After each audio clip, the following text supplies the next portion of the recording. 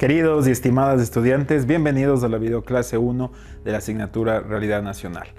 Espero que estén listos para continuar con nuestro aprendizaje.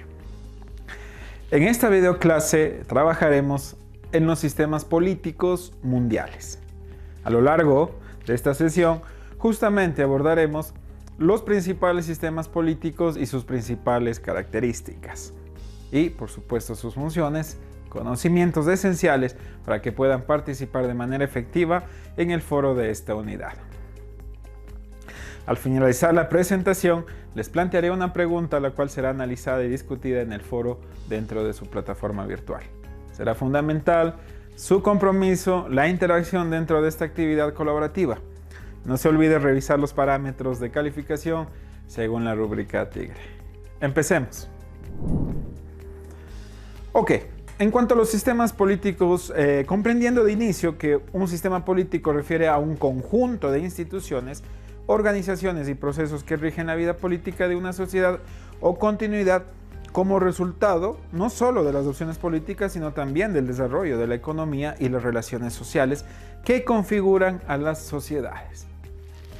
Ahora bien, para identificar el sistema político de un país se debe reconocer si es un sistema constitucional garantista de derechos y libertades a las personas o si se trata de un régimen autoritario.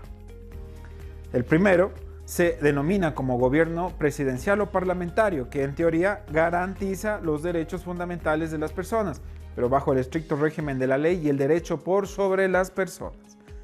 El segundo concentra su poder político en la autoridad y no en la ley, y recae en el abuso de poder apalancados en el miedo y la fuerza. Con estos conceptos claros se puede caracterizar cada uno de los sistemas políticos. Ok, en cuanto a los sistemas políticos democráticos, estos se originan de un proceso de toma de decisiones promulgando la participación más amplia y posible de los integrantes de la sociedad. En este sistema, según Arjalayed y Argemi, los dirigentes del país deben respetar la decisión de la mayoría sin afectar a la minoría, de acuerdo con los procedimientos legales de la Constitución. Este concepto es tanto utópico, pues no ha existido en el mundo un sistema político en acuerdo a la voluntad de las mayorías, pero aún de las minorías. Sin embargo, de esta disyuntiva, hoy contamos con las democracias representativas. Así, el pueblo, quien a través del sufragio universal o las elecciones, decide quién será su representante. En el Ecuador, vivimos un sistema democrático conformado sobre todo por dos actores fundamentales, el Ejecutivo y el Legislativo. La Constitución del 2008, a pesar de reformas y transitorias, es la que rige y determina los roles de las funciones del Ejecutivo y el Legislativo. Ok, en cuanto al parlamentarismo, este se construye por elección o sufragio con representantes de diversos movimientos o partidos como mayorías y minorías. Debido a esto, existe dependencia entre gobierno y parlamento. Los acuerdos originan gestión, los desacuerdos cierta paralización. Estos sistemas tienen mayor presencia especialmente en Europa y en algunos países se mantiene hasta la actualidad. Su poder ejecutivo es el jefe de gobierno que recibe diferentes denominaciones, primer ministro, canciller, presidente, entre otros. Continuemos. Hablando del presidencialismo, el presidente es elegido directamente por los ciudadanos mediante votación universal. Esta elección le da la legitimidad y lo pone en iguales condiciones que el Parlamento. Así, tanto el Ejecutivo como el Legislativo o Parlamento en teoría se deben a sus votantes y efectúan acuerdos para gobernar, aunque tienen independencia de funciones y poderes.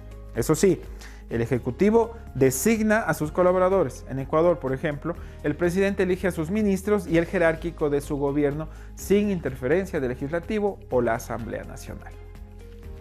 En el contexto nacional, los medios de comunicación son actores mediadores de control que junto a otras instituciones limitan el poder de estos estamentos y, respondiendo a diferentes intereses, no permiten el abuso de poder, en teoría. En el contexto regional y en cuanto al periodo de vigencia de este sistema, en la mayoría de países de América Latina, la duración en el poder es de 4 años. En cuanto a los sistemas políticos autocráticos, dentro de ellos se instauran los sistemas autoritarios y los totalitarios. El autoritario, caracterizado en el mando del Estado, donde sobresale una persona o institución identificado por el abuso de poder. el totalitario, con el gobierno y una dictadura de partido único que moldea la conciencia de los pueblos. No existen otras ideologías y pensamiento para el Estado salvo la suya. Según Arjalayed y Argemi, las características de los sistemas totalitarios son: existencia de una ideología única con una determinada visión del mundo, intervención del Estado en todos los ámbitos públicos y privados de la vida de los ciudadanos. Estos autores, los referidos, también señalan las características de los sistemas autoritarios. Tiende a limitar el uso de la coerción social. Su ideología dominante autoritaria es más difusa y menos globalizadora. A este tipo de sistemas se los agrupa en regímenes comunistas, teocráticos, monarquías tradicionales y regímenes militares. Ahora bien, en cuanto a los regímenes comunistas, nacen de la ideología política de Karl Marx. Muchos países de Europa asumieron regímenes comunistas. A mediados del siglo XX, la influencia se extiende a África y Asia, al igual que Cuba para América Latina.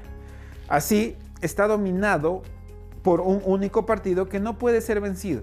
Mantiene una economía centralizada y una ausencia relativa de la propiedad privada. Libertad de expresión y la asociación limitada también, por el control estatal. No existe separación de poderes. La independencia del poder judicial queda limitada. En cuanto a los regímenes teocráticos, se fundamentan en la religión y ésta se encuentra por sobre la ley. Su sistema político y económico está supeditado a la religión y a sus líderes. Actualmente, el Vaticano es un régimen teocrático. El jefe del Estado es el Papa, que es elegido por un colegio cardenalicio y sus autoridades son religiosas. En cuanto a las monarquías tradicionales, existen en la actualidad en la representación del rey o reina, el sultán, el jeque o el emir, dependiendo de los estados. Se fundamentan en la clase social alta, quienes desde siempre ostentan el poder político y económico y que cuentan con legitimidad social. Las instituciones de ideología conservadora defienden los privilegios de clase. Muy bien, en cuanto a los regímenes militares, nacen de un golpe de Estado. Su actor fundamental es el ejército y el ejercicio del poder es a través de la fuerza y la represión. No hay cabida para procesos democráticos. En América Latina existe una larga tradición de regímenes militares, por ejemplo, en Paraguay, Perú, Ecuador, Colombia, Brasil y Venezuela, entre 1953 y 1958. Ok, queridos estudiantes, espero que estos lineamientos y conceptos fortalezcan y complementen su aprendizaje. De esta manera, hemos revisado los aspectos más importantes sobre esta crucial temática. Muy bien, para cerrar esta presentación, les invito a reflexionar y participar en nuestro foro, respondiendo a la siguiente pregunta. ¿Bajo qué sistema político se desarrolla Ecuador? ¿Y en qué se asemeja y en qué se diferencia nuestro país de otros países de América Latina en términos de gobernabilidad, participación, ciudadanía y estabilidad democrática? Queridos estudiantes, estaré atento a sus aportes y cualquier duda que puedan tener. Nos vemos en nuestra próxima videoclase.